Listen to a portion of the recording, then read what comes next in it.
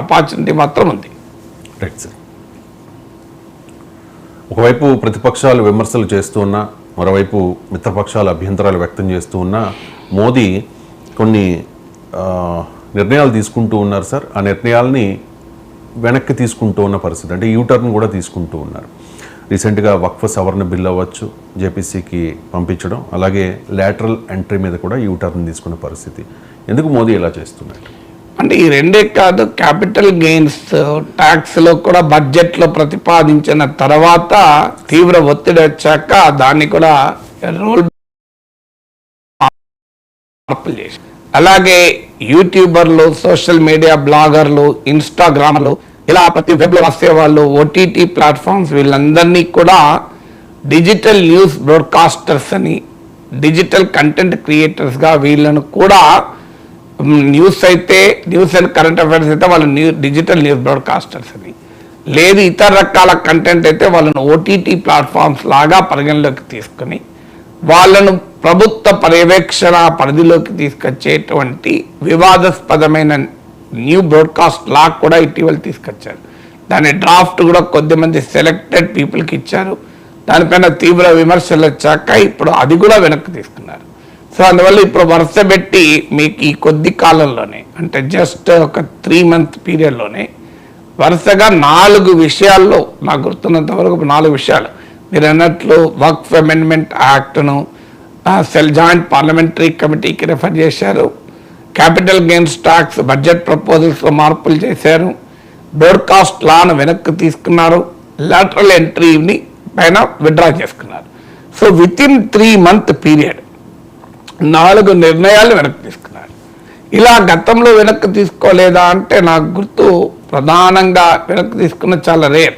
వ్యవసాయ చట్టాల విషయంలో అది కూడా ఏడాది పాటు రైతులు రోడ్డెక్కి తీవ్ర నిరసన తెలిపిన తర్వాత ఆ చట్టాన్ని మేము వెనక్కి తీసుకుంటున్నాం, రైతులకు క్షమాపణ చెప్తున్నామని అన్నారు. అది కూడా ఉత్తరప్రదేశ్ ఎన్నికలకు ముందు, యూపీ ఎన్నికల్లో అది ఎక్కడ నష్టం జరుగుతుందో అని గమనించి తీసుకున్నారు.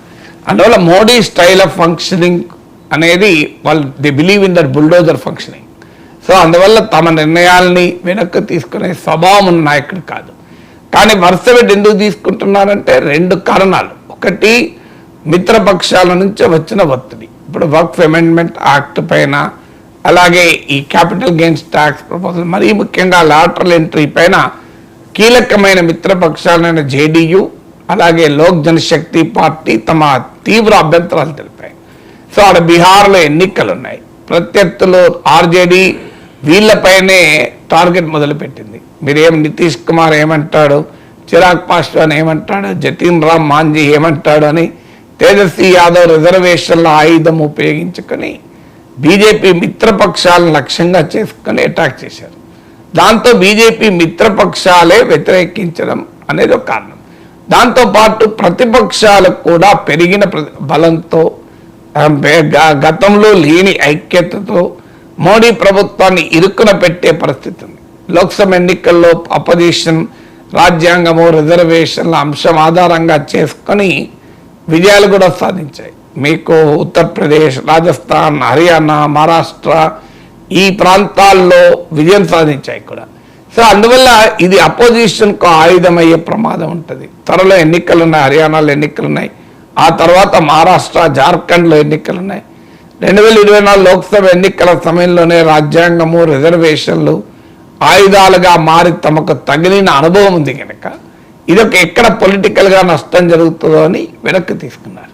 అయితే మనకు మీరు అడిగిన ప్రశ్నకి ఇంకో ఎక్స్టెన్షన్ ఏంటంటే, ఎందుకు ఇలా యూటర్న్ చేస్తున్నాడు అన్నది ఒక ఫ్యాక్టర్. తన బలము తగ్గిందని తెలిసి కూడా ఎందుకు మరి మోడీ ఇలాంటి నిర్ణయాలు తీసుకుంటున్నాడు? సాధారణంగా ఇవన్నీ తీసుకునేందుకు మళ్ళీ వెనక్కి రావడం ఎందుకు తెలియదా? ఇప్పుడు ఉదాహరణకు లాటరల్ ఎంట్రీలో రిజర్వేషన్ లేకపోతే తన మిత్రపక్షాలైన జేడీయూ, ఎల్జేపీ ఒప్పుకోవని తెలుసు కదా. ఎందుకంటే వాటి భూమికే మీకు మండల్ బేస్, వాటి భూమికే మీకు సామాజిక న్యాయం ఆధారంగా ఉన్న రాజకీయ పార్టీలు. సో ఆ పార్టీలు ఎలా ఒప్పుకుంటాయి? సో రైతు ఆధారంగా ఉన్న పార్టీ అయిన శిరోమణి అకాలీదళ్ మీకు ఎప్పుడైతే వ్యవసాయ చట్టాలు వచ్చాక వెంటనే వాళ్ళు నష్టం జరుగుతుంది అనుకున్నప్పుడు ప్రభుత్వం నుంచే వైదొలిగారు. నష్టం జరుగుతుందని తెలిసినా కూడా బీజేపీతో పార్లమెంట్ ఎన్నికల వరకు అంటకాగిన జననాయక జనతా పార్టీ ఘోరంగా దెబ్బతిని ఇప్పుడు 10 మంది ఎమ్మెల్యేలు లాస్ట్ 2019లో కలిసి ఇప్పుడు 3 మిగిలారు. సో ఇప్పుడు వస్తున్న ఒపీనియన్ పోల్ ప్రకారం అసలు జననాయక జనతా పార్టీ అడ్రస్ లేకుండా పోయే అవకాశం కనబడుతోంది. సో అందువల్ల అలాగే ఆర్ఎల్డి తమ బేస్ రైతు బేస్ అయినా కూడా వ్యవసాయ చట్టాలను వివాదం ఉన్నా కూడా పార్లమెంట్ ఎన్నికల సమయంలో ఎన్డీఏలో చేరితే అడ్రస్ లేకుండా పోయింది. సో అందువల్ల ఓడిపోయింది అడ్రస్ లేకుండా కాకపోయినా. సో అందువల్ల ఈ అనుభవాలు ఉన్న తర్వాత ఎల్జేపీ కానీ ఆర్జేడీ కానీ ఈ విధానాన్ని అంగీకరిస్తే మోడీకి తెలియదా? కానీ మరి తెలిసి కూడా వివాదం అవుతుంది, తమ మిత్రపక్షాలు అంగీకరించరు, దీన్ని వివాదమైతే వెనక్కు తీసుకోవాల్సి వస్తుంది, విపక్షాలకు ఆయుధమయ్యే అవకాశం ఉంది. ఇవన్నీ తెలిసి కూడా వివాదాస్పదమైన నిర్ణయాలు ఎందుకు తీసుకుంటున్నాడు? వాజ్పేయి హయాంలో మీరు గమనిస్తే ఇలాంటి వివాదం అవుతుంది అనుకున్న వాటన్నిటిని పక్కకు పెట్టారు. మీకు ఆ అయోధ్య అంశము, ఆర్టికల్ 370 అంశము, ఉమ్మడి పౌరస్మృతి అంశము, వాజ్పేయి ప్రభుత్వం ఉన్న ఎన్డీఏ 1 ఉన్నంత కాలం వాటిని బీజేపీ ఎజెండాలోకి లేదు. సో మరి వాజ్పేయి ఇంత అకామిడేటివ్గా ఏ అంశం పైన మిత్రపక్షాలను నొప్పించే నిర్ణయాలు తీసుకోలేదు, ఆ తర్వాత విత్డ్రా చేసుకోలేదు. మరి నరేంద్ర మోడీ ఎందుకు చేసుకుంటున్నాడు అంటే ఒక ఎక్స్ప్లెనేషన్ అంటే ఆయనకు వాజ్పేయి లాగా సంకీర్ణ రాజకీయాలు నడిపిన అనుభవము లేదు, స్వభావము లేదు. ఎందుకంటే ఆయన గుజరాత్లో నడిపిన పార్టీ లోపల బయట ఏకఛత్రాధిపత్యమే. ఆయన ఢిల్లీకి వచ్చాక కూడా 10 ఏళ్ళు ఏకఛత్రాధిపత్యంగా నడిపాడు. పార్టీలోనే డిసెంట్ను అంగీకరించడు, డిసెంట్ పార్టీలోనే తనను వ్యతిరేకించిన వారికి ఏ పరిస్థితి వస్తుందో చూస్తున్నాం. అలాంటిది ఆయన కోalition నడిపిన ఎక్స్పీరియన్స్ లేకపోవడం వల్ల కూడా ఇది జరుగుతుంది అనేది ఒక థియరీ. కానీ నా నమ్మకం అదొకటే కాదు, సంకీర్ణాన్ని నడిపే అనుభవం లేకపోతే అనుభవం తెచ్చుకోగలిగిన పరిపక్వత ఉన్న నాయకుడు మోడీ. కానీ ఎందుకు అంటే బీజేపీ రాజకీయ వైఖరి అంటే ఎక్స్పాన్సివ్ పాలిటిక్స్ అంటారు. సో ఎక్స్పాన్సివ్ పాలిటిక్స్ ఏంటంటే కోల్డ్ బ్లడెడ్, రామ్ మాధవ్ వాడిన పదం వరంగల్లో బీజేపీకి వచ్చినప్పుడు. So cold blooded expansive politics అనేది బీజేపీ లక్ష్యము, విధానం. అంటే తమ మిత్రపక్షాలు ఏమనుకుంటారో, వీళ్ళు ఏమనుకుంటారో, వాళ్ళు ఇబ్బంది పడతారో అని అనే ఆలోచన బీజేపీకి ఉండదు. తన ఎజెండాను దూసుకెళ్ళి అమలు చేసే స్వభావం. ఇప్పుడు మన ఇంట్లో కూడా 2 పిల్లలు ఉంటారు అనుకోండి, ఒక పిల్లవాడేమో ఇంట్లో బంధువులు వచ్చినప్పుడు, గెస్ట్లు వచ్చినప్పుడు, అమ్మ నాన్న చిరాకున్నప్పుడు, ఇలాంటప్పుడు తమ కోరికలు అడగరు, కామ్గా ఉంటారు. ఎప్పుడు అన్నీ అనుకూలంగా ఉన్న సమయంలో అమ్మ నాకు ఇది కావాలి అని అంటారు. రెండో పిల్లవాడు ఉంటాడు, నథింగ్ డూయింగ్, వాడు బంధువులు రాని, గెస్ట్లు ఉండని, అమ్మ నాన్న చిరాకుగా ఉండని, పనిలో ఉండని, తనకు మూడు వచ్చిందంటే వాడు అది అడుగుతాడు. సో రెండో వాడే విజయం సాధిస్తుంటాడు, మొదటి వాడు పాపం నష్టపోతుంటాడు, సంయమనం పాటించిన వాడు. ఈ రెండో వాడు వీరి బాధ భరించలేక వీడు ఎప్పుడైతే వాడు వీరితో పెట్టుబడి పెట్టుకుంటాడు ఇచ్చేస్తూ ఉంటారు. సో అందువల్ల రెండో వాడు ఎక్కువ పొందుతూ ఉంటాడు. మేము చిన్నప్పుడు మా ఇంట్లో మా అన్నయ్య మొదటి వాడుగా ఉండేవాడు, నేను రెండో వాడిగా ఉండేవాడిని. మా అన్నయ్య ఇప్పుడు అడగద్దురా ఫ్రెండ్, అమ్మ గెస్ట్లు వచ్చారు కదా అంటే, అరే ఏం అన్నయ్య గెస్ట్లు ఉన్నప్పుడు అడుగుతున్నాయి కదా, అమ్మాలు ఏం మాట్లాడరు, ఇప్పుడైతే మనకి ఇస్తారు అని అడిగేవాడిని. సో సినిమాకి పోదాం అనుకుంటా, స్వీట్ తినాలనిపించి నాకు కూడా. సో ఆ గెస్ట్లు ఉన్నప్పుడే అడుగుతేనే వ్యూహాత్మకంగా వింటారు అని నేను. అది పద్ధతి కాదు కదా, గెస్ట్లు ఉన్నారు కదా మా అన్నయ్య.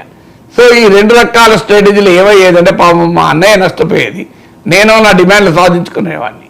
సో అలాగే ఇప్పుడు భారతీయ జనతా పార్టీ కూడా నాలాంటి స్వభావం ఉన్న పార్టీ. సో వాళ్ళు ఏమనుకుంటారు, వీళ్ళు ఏమనుకుంటారు, మిత్రపక్షం కదా అని అలాంటిది ఏమీ ఉండదు. తాను పెరగాలి, తన వ్యాప్తి చెందాలి. ఇది మీకు దేశమంతటా కనబడుతుంది. అకాలీదళ్ లాంటి పార్టీలు ఎన్డీఏలో ఉన్నా వ్యవసాయ చట్టాలు తేకుండా ఆగలేదు. సో మీకు ఏ విధానంలోనైనా తీసుకోండి, ఇప్పుడు లోక్ జనశక్తి జేడీయూలు వ్యతిరేకిస్తాయని తెలిసి కూడా నిర్ణయం తీసుకున్నారు. ఇప్పుడు సివిల్ కోడ్ చాలా పార్టీలు మిత్రపక్షాలకు అభ్యంతరంగా ఉంటుందని తెలిసి కూడా దానికి ఏదో సెక్యులర్ సివిల్ కోడ్ అని పెట్టి ముందుకు తీసుకొచ్చారు. మీరు శివసేన స్పేస్లోకి ఎంక్రోచ్ అయ్యారు మహారాష్ట్రలో, దాంతో శివసేన మిత్రపక్షంగా పక్క జరిగింది. ఏడీఎంకేను at the cost of ADMK పెరగాలని తమిళనాడులో ప్రయత్నించారు. సో ఏడీఎంకేతో కూడా తెగతెంపులు చేసుకోవాల్సి వచ్చింది. మీరు దేశమంతటా తీయండి, బీజేపీ ఎక్కడైనా తమ మిత్రపక్షాల కోసమని త్యాగాలు చేసే ఆలోచన కానీ స్వభావం కానీ ఉండదు. తన ఎజెండాను ముందుకు తీసుకెళ్తుంటుంది. ఎందుకంటే బీజేపీకి బాగా తెలుసు ఈ మిత్రపక్షాలపై ఆధారపడి తన రాజకీయం చేయలేనని. అందువల్ల తన కోర్ ఎజెండాను మిత్రపక్షాల కొరకు షెల్ఫ్లో పెట్టే స్వభావం మోడీకి లేదు. అది మోడీ అగ్రెసివ్ పొలిటికల్ స్టైల్కి అది విరుద్ధం. సో అందువల్ల ఎజెండా ముందుకు తీసుకెళ్తూ ఉంటారు. అభ్యంతరం వస్తే కావాలంటే తాత్కాలికంగా వెనక్కి తగ్గుతారు. కానీ ఎజెండా మిత్రపక్షాల కొరకు ముందస్తుగా ప్రియంప్టివ్గా పక్కకు పెట్టే స్వభావం మోడీకి ఉండదు. మీరు ఈ 4 కాదు, భవిష్యత్తులో చూడండి, నెక్స్ట్ 5 yearsలో ఇంకా చాలా నిర్ణయాలు మోడీ తీసుకుంటాడు. వ్యతిరేకత రాకపోతే అమలవుతాయి, వ్యతిరేకత వస్తే వెనక్కి తీసుకుంటాడు. ఎందుకంటే అదొక స్టైల్ ఆఫ్ ఫంక్షనింగ్. సో నా ఎజెండా నేను కాంప్రమైజ్ అయ్యే ప్రసక్తే లేదు. అడ్డంకులు వచ్చినప్పుడు చూసుకుందాం. అడ్డంకులు వస్తాయి కదా అని ముందస్తుగానే పక్కకు పెట్టుకోవాలని అవసరం నాకేంటి? నా పార్టీ పెరగాలి, నా పార్టీ ఎజెండా అమలుకి కావాలి, నా పార్టీ వ్యాప్తి చెందాలి. అది తప్ప అంటే రాజకీయ పార్టీ మరి పెరగాలని చూడడం తప్పని అనలేం కదా. బీజేపీ రాజకీయం చేస్తే తన కొరకు చేస్తుంది తప్ప జేడీయూ కొరకో ఎల్జేపీ కొరకో టీడీపీ కొరకో చేయదు కదా. అందువల్ల మీరు మిత్రపక్షాలతో డీల్ చేసే వ్యవహారంలో బీజేపీ మిత్రులతోనైనా శత్రువులతోనైనా కోల్డ్ బ్లడెడ్గానే వ్యవహరిస్తుంది. No compromise, no holds barred. అందుకే మీకు ఇది వస్తుంది. రెండవది మోడీకి బాగా తెలుసు ఈ మిత్రపక్షాల యొక్క బ్యాంక్రప్సీ, వీళ్ళ దౌర్బల్య స్థితి కూడా మోడీకి బాగా తెలుసు.